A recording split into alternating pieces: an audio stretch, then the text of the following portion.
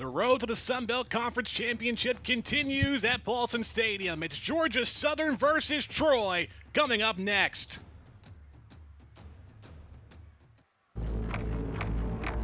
United we stand salute.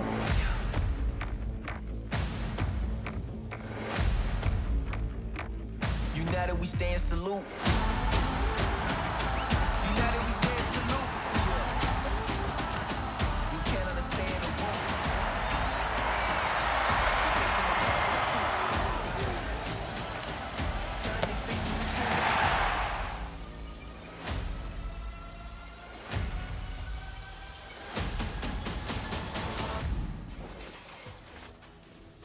You're watching the Sun Belt Conference on ESPN, a cross-divisional matchup from Paulson Stadium as the Georgia Southern Eagles welcome the defending two-time Sun Belt Conference champion Troy Trojans on ESPN+.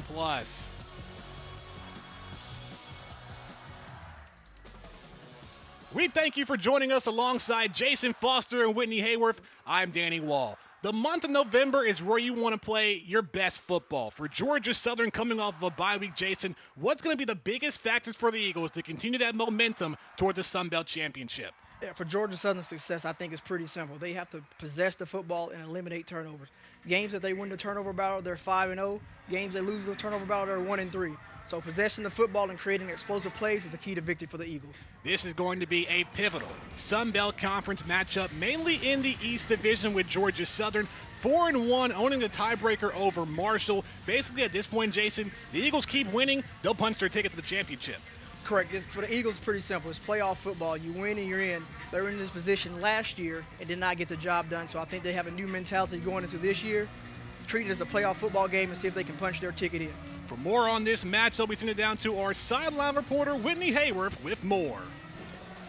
Well, it was a busy week for the Georgia Southern Eagles during their bye week as quarterback Dexter Williams announced he plans to enter the transfer portal come December, making him be removed from the team for the remainder of the season. Williams, of course, will be remembered for his comeback victory against Marshall and the win against South Alabama just 2 weeks ago. Head coach Clay Helton mentioned that while he's disappointed and did not agree with Dexter's decision, he will fully support him through the transfer portal process. He said Dexter is a tremendous person and player and made an impact for Georgia Southern football. That means next man up mentality now is in place for Tyler Budge, who has been named the #2 quarterback behind starter J.C. French.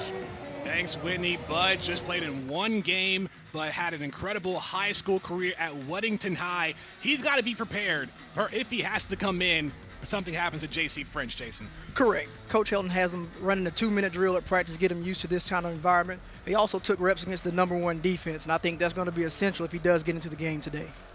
Troy won the toss.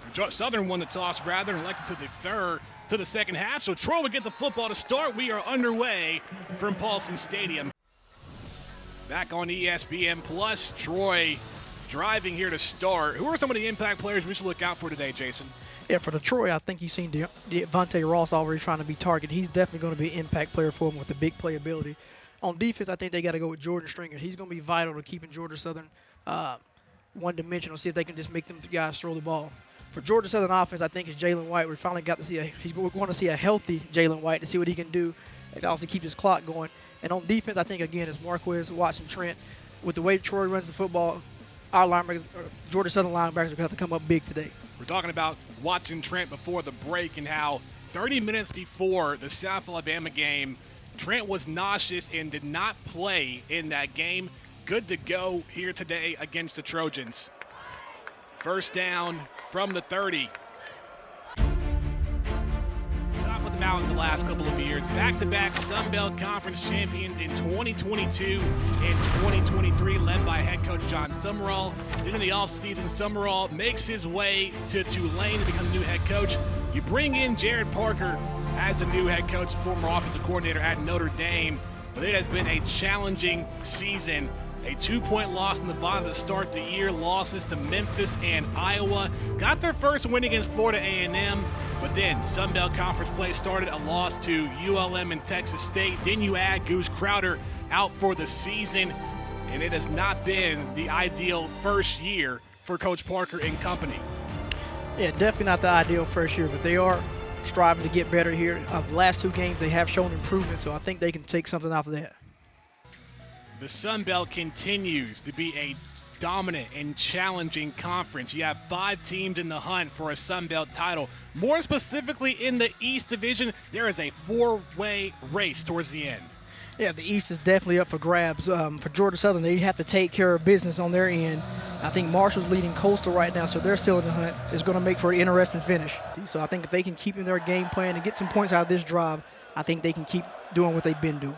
14 plays, 65 yards, over 7 minutes off the clock, but nothing to show for it.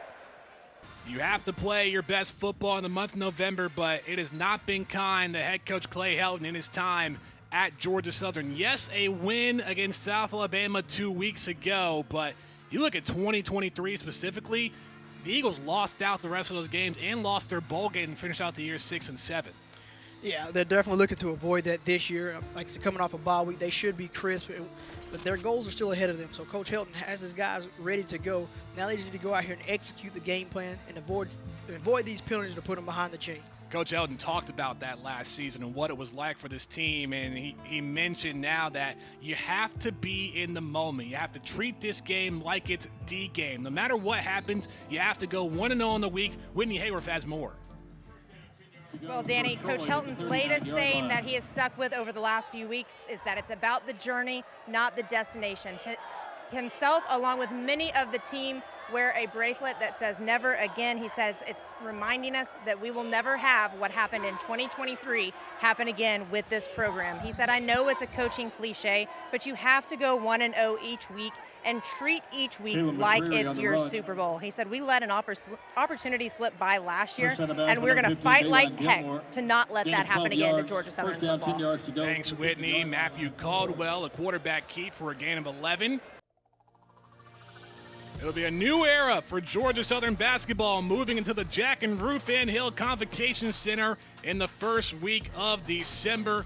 Women will open up the Hill on December 5th. The men will follow December 7th. Women's basketball actually won a game this morning in Hanner. Final home game in Hanner for women's basketball against Longwood. And take a look at that. The brand new Hill Convocation Center. It is large, it is spacious, and it will be the new home to Georgia Southern men's and women's basketball. Yeah, it shows the dedication Georgia Southern's putting into their facilities right here. The stadium is pretty new. The facility is pretty new for basketball. It just shows you what it means to this community down here. Yeah, these penalties are definitely killing the drive right here, and this also puts them in a dangerous situation. Quick kick into Ross right here, and he's going to probably field this punt at midfield. Deep boot by Smith. And Ross, a fair catch at the 39. Nice high kick right there. I'm sure the coach told him to get a little bit more height on it, let the coverage team get down there and force a fair catch. Well, that's why Alex Smith was named the number 0 this week for Georgia Southern, a number 0 jersey given to anybody. You had one player each week for their dependability and accountability and just doing the right things. And for Alex Smith, it's just has been his maturity and being a master at his craft, and I think that punt just shows has great hang time and great coverage. Yeah, definitely. He flips the field right here. You're kicking from the 10, and you make the other team start off on their own 39.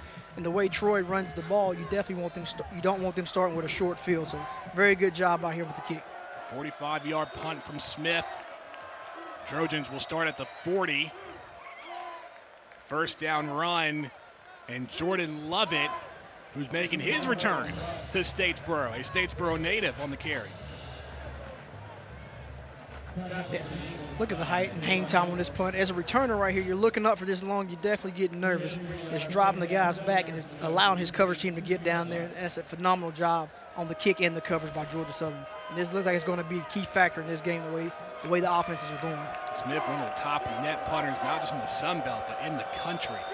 Coming up at halftime, we'll look at first half stats and highlights. We'll look at scores around the Sun Belt Conference. Also, our own Whitney Hayworth will have an exclusive interview with the new Georgia Southern Athletic Director, Chris Davis. Nonetheless, the Eagles lead 10-7.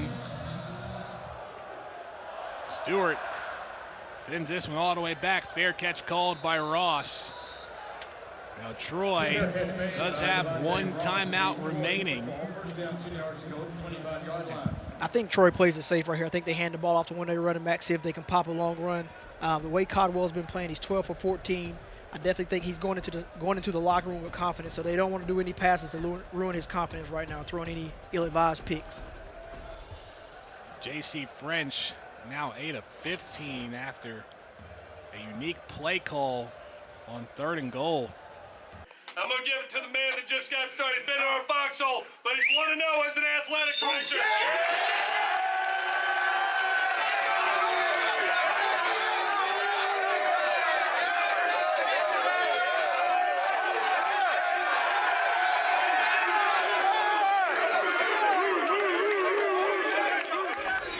New director of athletics for Georgia Southern University, Chris Davis. It was not a matter of if you would get this role, but when you would get this role. Over the last 2 weeks, what's it been like since Jared announced that he would be departing for Auburn and you were going to be taking his place? Spend less and stream more sports with a special offer from ESPN Plus. Save $20 and get an annual subscription for the price of 9 months. Back at Paulson Stadium, halftime, Georgia Southern a 10-7 lead. Look at some scores around the Sun Belt Conference. We mentioned that Marshall, a win over Coastal Carolina, 5-1 now in the East. Old Dominion, James Madison, a win between one of those games is going to knock the other out of contention and make it harder to fight for the East Division. Louisiana Monroe, a non-conference matchup against Auburn, Arkansas State, and Georgia State tied at 7.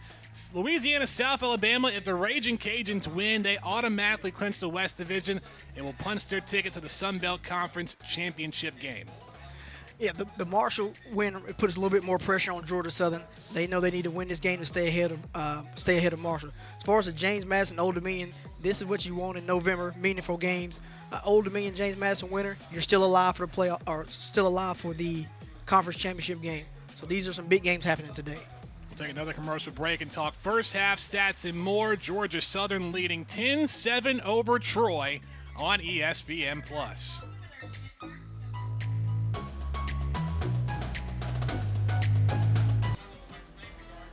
Moments away from the second half on ESPN Plus. Georgia Southern a 10-7 lead over Troy. Welcoming the booth, Danny Wall, Jason Foster, Whitney Hayworth on sideline. Even though Troy, on the stat sheet, has outplayed the Eagles in terms of offensive production. Yeah, on this touchdown pass right here, you watch Troy how they get Georgia Southern by formation. They have such a heavy set, it forces Georgia Southern to have the one-on-one with Ross down here. And as you roll the play, the run action fakes brings the safety downfield, and then Ross basically just turns around and uncovers. So as long as Georgia Southern needs to make sure they identify where Ross is at and maybe even keep a safety over top. If not, he's going to have these open lanes across the middle all night long. 1 point game in Paulson. Georgia Southern field goal from Gavin Stewart makes it 21-20 Troy. This is the annual Salute the Service game. Whitney Hayworth has more on that. Well, Danny, we want to extend a special thank you to Dr. Jack Hawkins Jr., Chancellor of Troy University, who is selected as the recipient of the 2024 Armed Forces Merit Award presented annually by the Football Writers Association of America, honoring an individual or a group with a military background that has had an impact within the realm of college football. Hawkins was a lieutenant in the U.S. Marine Corps and served as a platoon leader during the Vietnam War. And it just so happened to be that he's visiting university partners this week in Vietnam when he received the award. He has a Bronze Star and Purple Heart, and he has served as Troy's chancellor for more than 35 years and is also a member of the CFB's Board of Managers. And you want to talk about someone who's made an impact and has left a legacy? How about Dr. Hawkins announced his retirement in September? The Board of Trustees asked him to reconsider, and here we are today. He will not retire as planned. So Dr. Hawkins, from our ESPN crew to you, we want to say congratulations and thank you for your service. 2:32 to go in the fourth. A look in, James Madison 28-24 over Old Dominion. If anything, Georgia Southern need to win from the Dukes because Old Dominion has the tiebreaker over the Eagles, with Old Dominion winning